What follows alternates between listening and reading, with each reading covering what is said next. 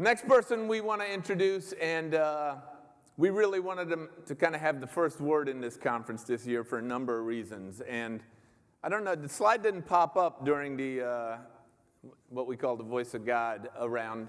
Do we have it? All right, you see that?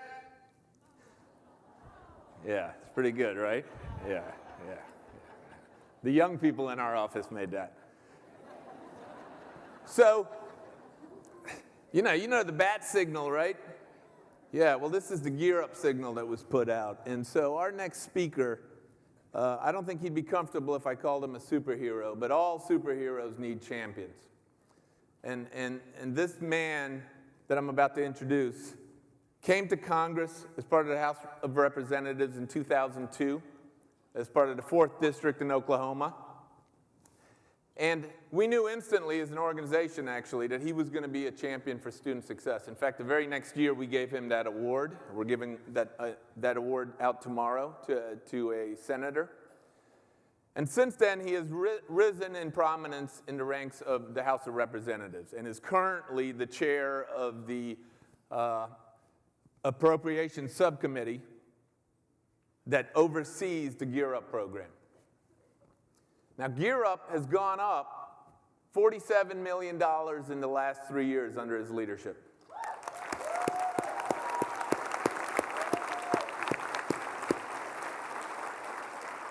And why that's important, it means there's more of you, and you can serve more students and impact more students and build your communities. It's critical. And, you know, I can tell you what he's done, but I encourage you to go to our YouTube site. NCCEP has a YouTube site, and we've mounted on there all the testimony that we've done over the last 3 years to that subcommittee. The last 2 years, we had Gear Up alumni testifying in front of Congress about the impact of Gear Up. The year before that, we had Aaron Thompson testify. 5-minute testimony. What you should see is his reaction to the testimony and what he says about not only defending, but growing the Gear Up movement. It's really, really powerful.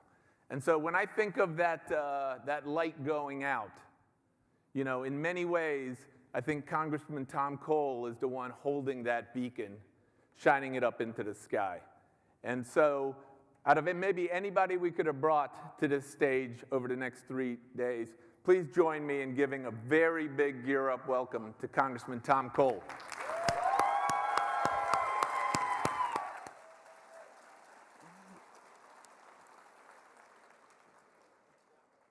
How do you start a conference entitled Calling All Superheroes and begin with a congressman? I mean, really?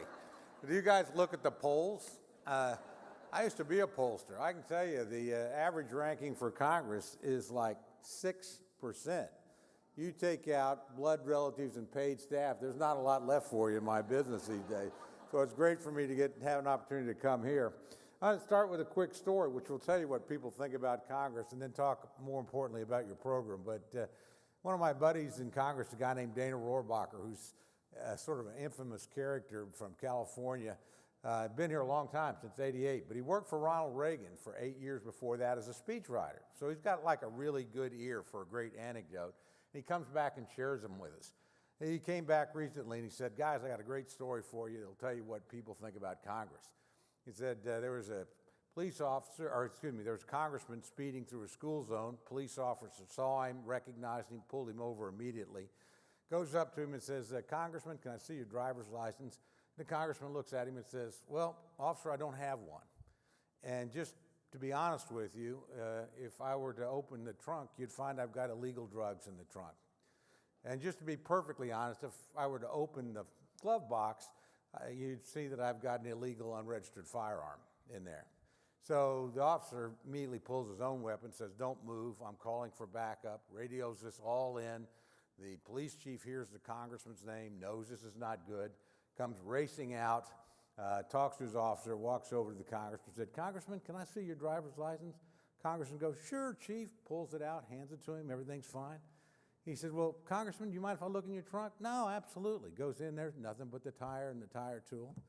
He said, well, one more thing, Congressman, can I just look in the glove box? And he said, yeah. Opens it up, nothing in there but the insurance paper and the car registration. He said, now, Congressman, something's going on here, because my officer told me that you didn't have a driver's license, but you do.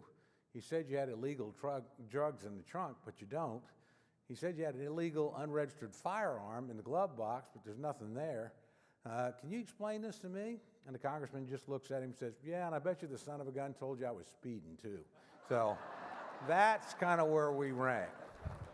So we're sort of out of place at anything about superheroes these days. But I tell you, one of the few places where Congress has been heroic is in the support of this program.